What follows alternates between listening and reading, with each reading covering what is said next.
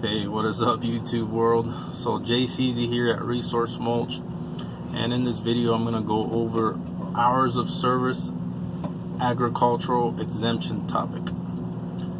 There's a lot of questions, a lot of unknowns in this topic.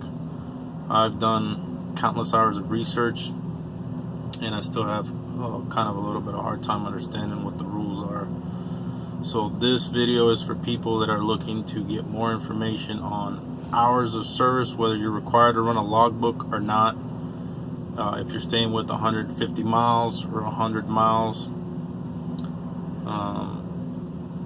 and particularly agricultural. Okay,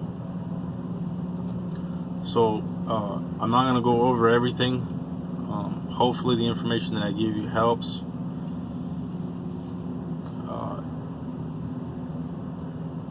I've been running under this rule for just around 2 years, and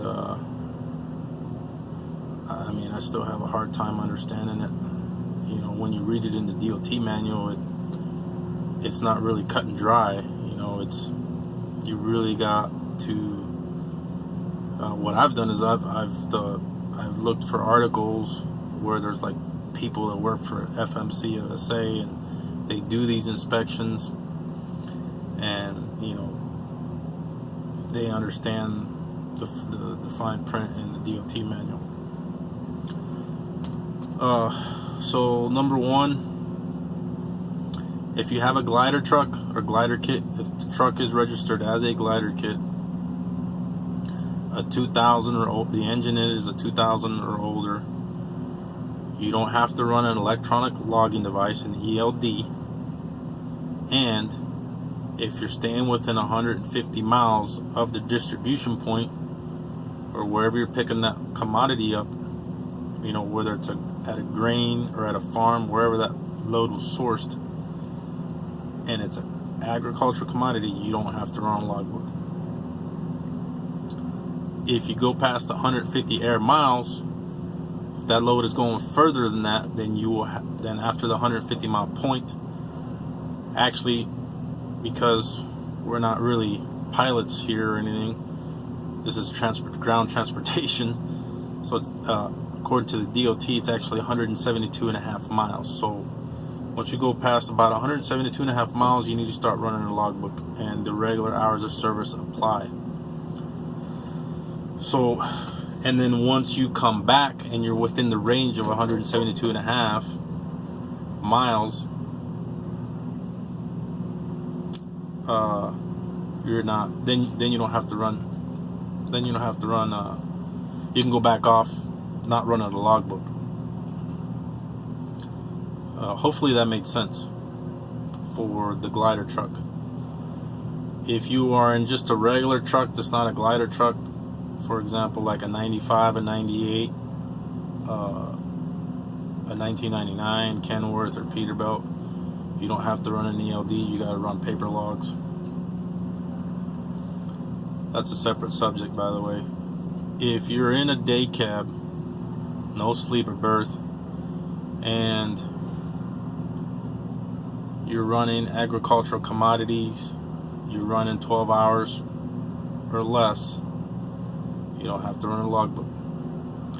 I want to add one thing too. If you're running local and you're hauling agricultural commodities, you may be required to run a time card. Okay. If the motor carrier wants you to, instead of using a time card, use a logbook, then what you do is you list it as, you got to flag it. You mark it as unidentified driving time or unidentified on-duty time, and say agricultural exemption hours of service. You put it on the flag. As long as you write everything in. A couple other things. The 172.5 miles or the 150 air miles is from the point of pickup. If you have a multiple stop pickup, wherever the first pickup was, that's where you're going to base your 150 air miles or 172.5 miles. Not from the last point where you did you know, if you had 2 or 3 points to go pick up, it's not going to be the last one, it's the first one. So I'm going to give you an example. First example, I have a 2015 glider kit truck. The engine in it's a 2000 or older. I go pick up a load of cattle feed or cow feed at a farm, and it's going to another farm across state lines.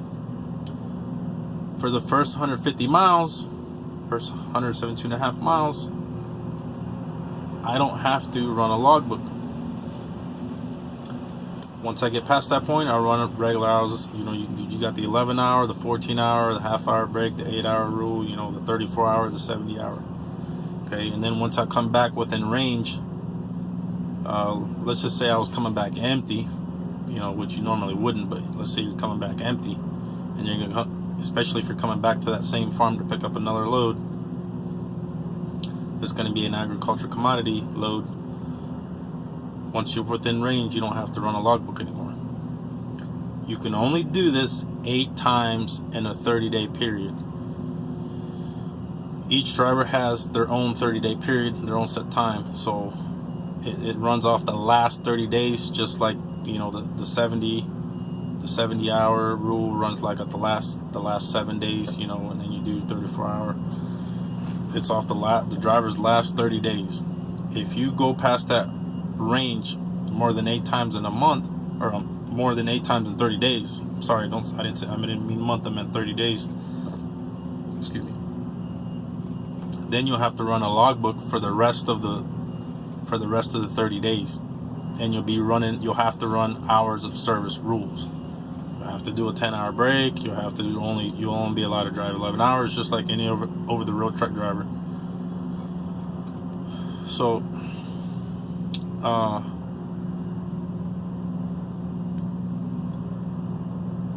it has to be an agricultural commodity. If it's not an agricultural commodity, you may, and especially if you're hauling a load, and even if it's within a 150-mile radius, and you're generally running under these rules, you may be required to run a logbook for those loads. So that's where a lot of drivers are, you know, get confused or mixed up. So I can't think of anything else, any other examples. So to make it cut and dry, or to simplify a little bit, from the research that I did, and I'm gonna see if I can leave the links down below in the description box of where I got some of my information. I actually read the DOT rules for 2018 for this year for this agriculture exemption, hours of service rules. So anyway, guys, hope that helps. Comments or questions, put them down below. If you like my channel, you like what you heard, hit like on the video to help out the video. Hit subscribe. I post videos. I'm planning on posting up some more videos on some more topics, and maybe posting a couple more vlogs. Anyways, guys, hopes that helps, and take care.